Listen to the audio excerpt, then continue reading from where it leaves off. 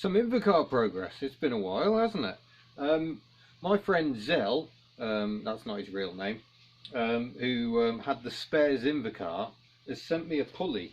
He has quite a few bits because he's got various transmissions, and so this has arrived in the post this morning. It's the 8th of October, and it doesn't seem to quite retract properly, but that motion is a lot smoother than it is on the one fitted to the car, which just sort of lodges to that position. You have to really push it back. See what I'm doing there? So there's a bit of a slight notch there, but it goes back with almost no effort at all. It's not quite closing though, so what I'm going to do is blast all the dust and spiders out of there, lube it up, and we'll see if we can get this operating nicely. Well, that hasn't gone too brilliantly, to be honest, because I've had a look inside. There are no springs in it at all, so that pulley is just, that shouldn't do that.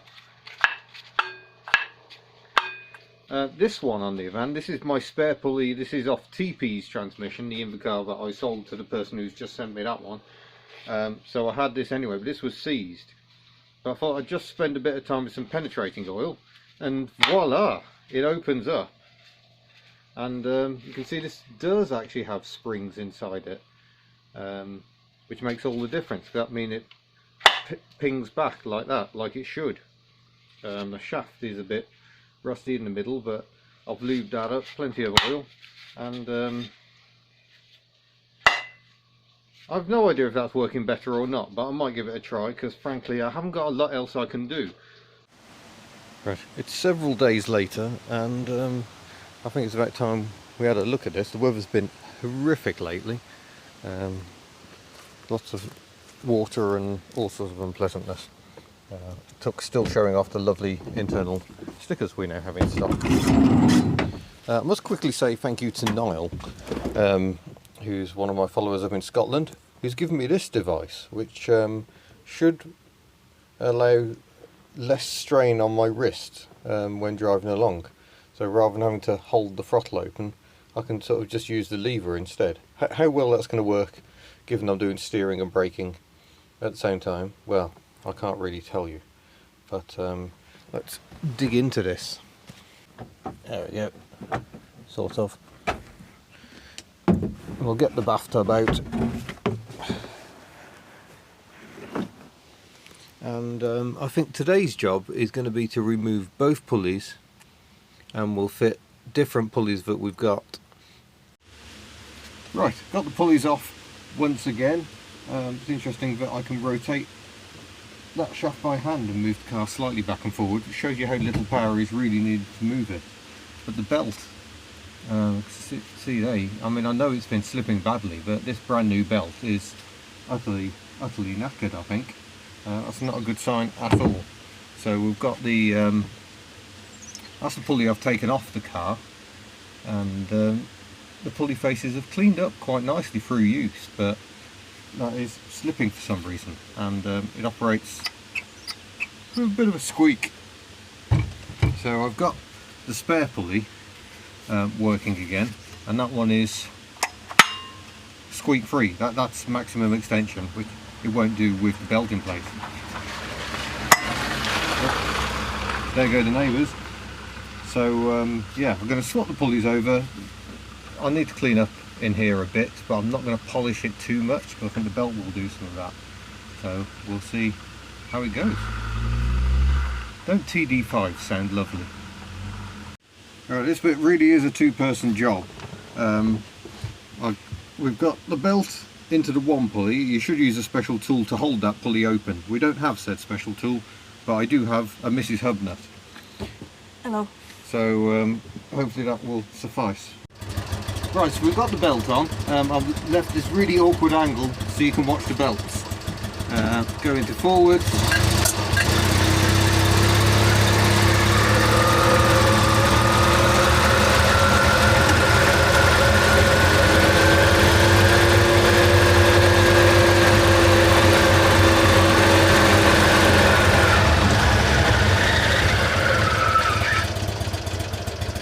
Well, that seems to be working pretty well. Stop reversing when I haven't told you to. We're on a hill.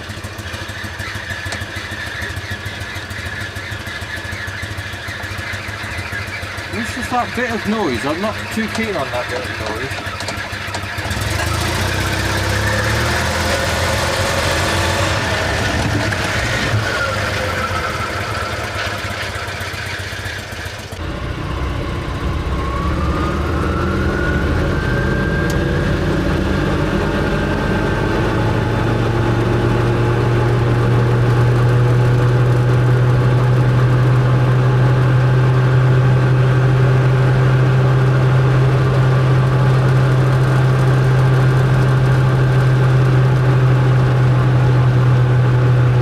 Sounded at all happy.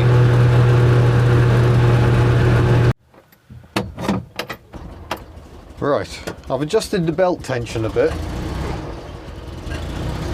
which felt much better on the driveway, but then she felt alright on the driveway this morning. So let's go for another test drive and see how she does. No squealing as we come to a stop this time.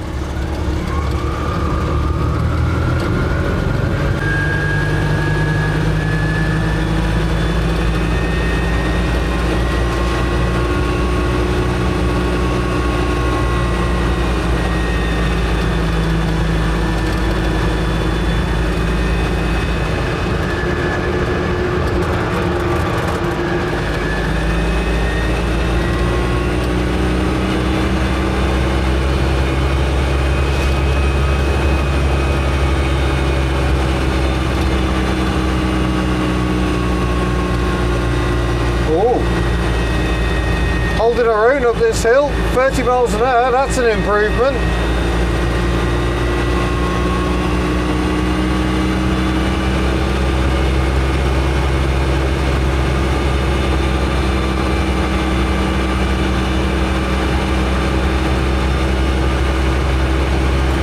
But we're getting on for 40, is there going to be another change?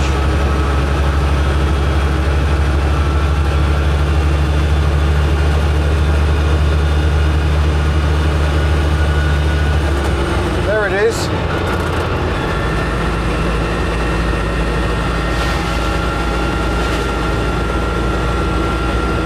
So a very unsubtle change into top ratio. Well, we've reached Ryder, so we've had a good little run out, but the belts are squealing again. Nonetheless, it's making me feel better about my chances of driving this car to Birmingham for the NEC Classic Motor Show. So certainly now more confident than I was. We've got one really big hill climb to do to get back home though. So we'll see how that does. Well, took us as quick as a Vauxhall Zafira up a hill. Wow.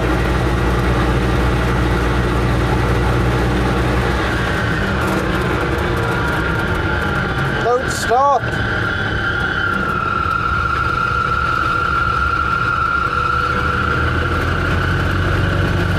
Valuable momentum lost.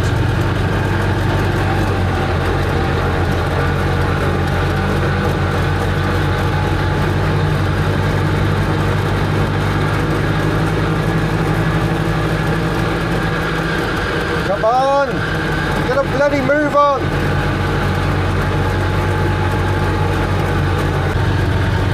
I would say this is not exactly healthy.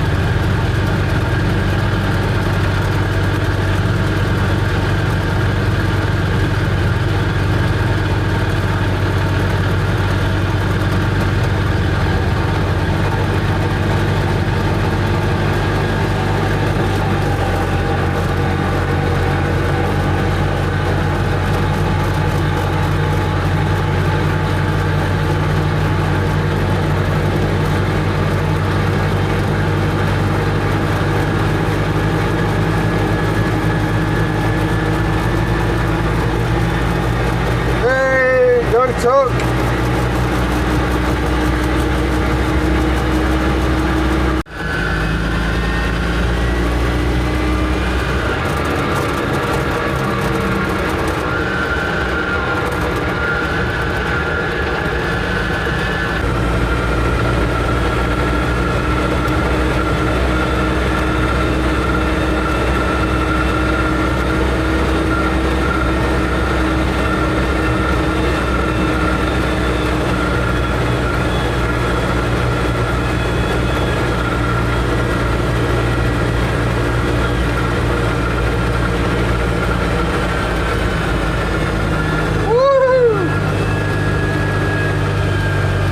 That's an exciting bit of road.